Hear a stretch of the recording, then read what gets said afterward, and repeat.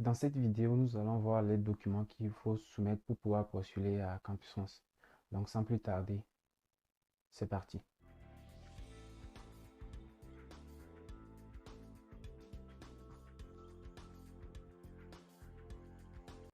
Bonjour, je m'appelle Saoud Farouk et je t'aide à réaliser ton projet d'études en France. Dans cette vidéo, nous allons voir en détail les documents qu'il faut soumettre pour pouvoir postuler à Campus France. Mais avant de commencer, je tenais à préciser que, à part les documents que nous allons voir, l'espace Campus France de ton pays peut demander à ce que tu soumettes d'autres documents. Ok. Et aussi, je vais te demander de t'abonner pour ne pas rater les prochaines vidéos. Donc, on y va.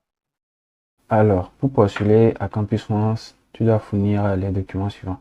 Mais avant, il faut savoir que l'état de tes documents doit être inférieur à 300 K. Je mettrai le lien pour réduire la taille de ces documents dans la description. Donc, tu dois soumettre une pièce d'identité, que ce soit le passeport ou la carte d'identité nationale, et un photo passeport de largeur 26 mm et 32 mm de hauteur, plus un CV. Ça aussi, c'est très important. Il faut bien faire son CV. Maintenant, nous allons voir en fonction du niveau que tu veux postuler, les documents qu'il va falloir compléter.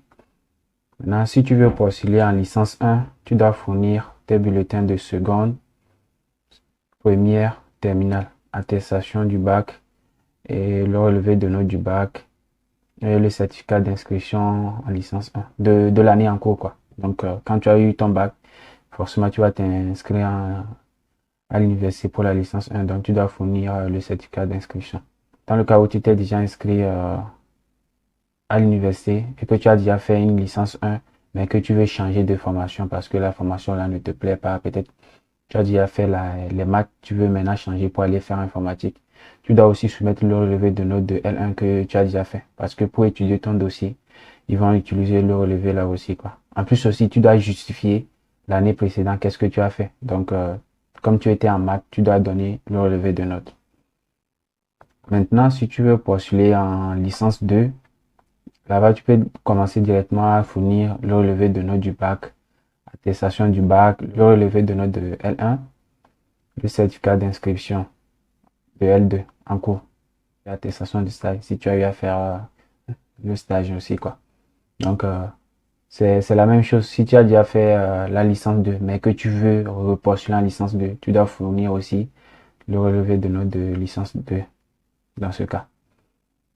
Maintenant, si tu veux postuler en licence 3, tu dois fournir le relevé de notes de L1, L2, attestation du bac, le relevé de notes du bac, tout ça là.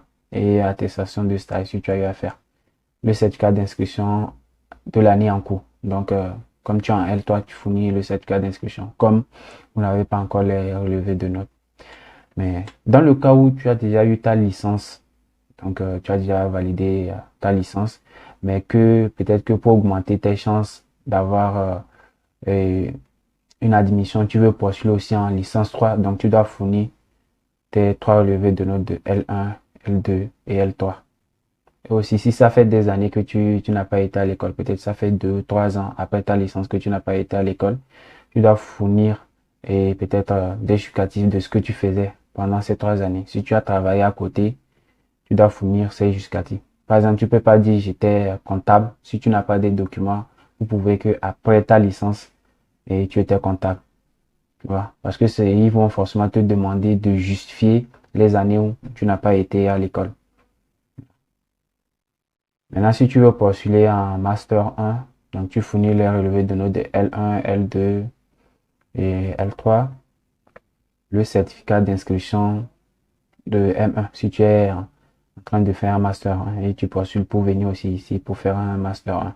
Les attestations de stage, si tu as eu à faire des stages et que tu vois que ça peut aider ta candidature aussi, quoi. Voilà. Donc, c'est souvent quand les gens obtiennent leur licence et qu'ils n'ont pas de master, ils travaillent à côté et après, ils poursuivent pour pouvoir venir ici en France. Donc, si tu es resté 2 ou 3 années ou une année à la maison, tu dois fournir des justificatifs de ce que tu faisais. Donc, si tu as eu à travailler, à faire une autre formation à côté, tu dois fournir ces justificatifs parce qu'ils demandent à justifier les années là. Tu vois.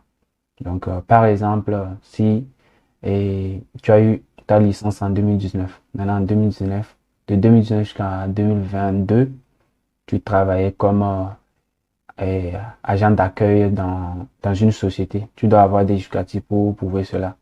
Et justifier aussi pourquoi pendant et après toutes ces années, tu veux maintenant faire un master, tout ça là. Voilà. Maintenant, si tu veux postuler en master 2, là, tu vas fournir le relevé de notes de L1, L2, L3, le relevé de notes du master 1, le certificat d'inscription en M2 en cours. Voilà. Et des attestations de stage que tu as fait dedans. Donc, si tu vois que ça peut appuyer ta candidature, donc tu peux, euh, tu peux fournir ça aussi.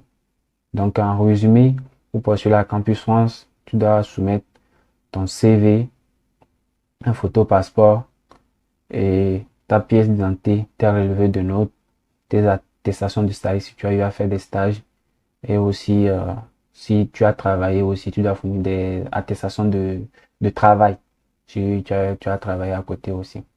Donc voilà en résumé les documents que tu dois fournir pour poursuivre la Campus France.